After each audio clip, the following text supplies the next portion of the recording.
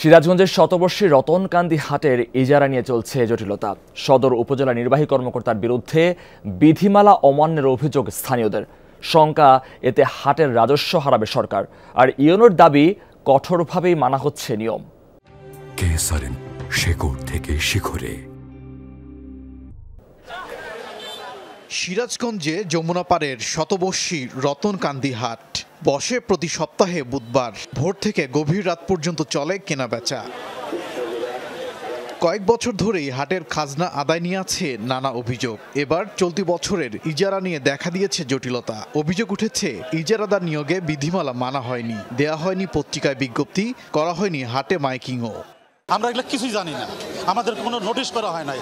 বারবার TN office থেকে আমাদেরকে নোটিশ করা হয়, আমাদের কোনো নোটিশ করা হয় নাই। টিএনও আমাদের হাটে উন্নয়নের টাকাগুলো তার কাছে আছে এবং খরচ করে নাই। আমরা তার বিরুদ্ধে মামলা করেছিলাম।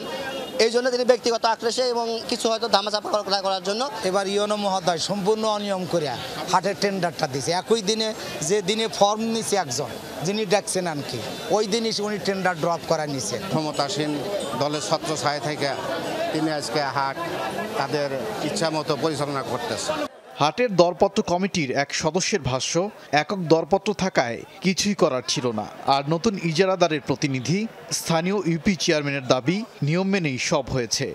এটা সদস্যরা হয়তো আপনার কাছে ক্লেম দিল, ভুলভাবে দিছে, আক্রোশে দিছে, আক্রোশ ছাড়া দেয়নি। হাটের আরো দর হওয়া উচিত ছিল আরো, এটা আমার মনে হয় এটা হাটটা অনেক ফরওয়ার্ড।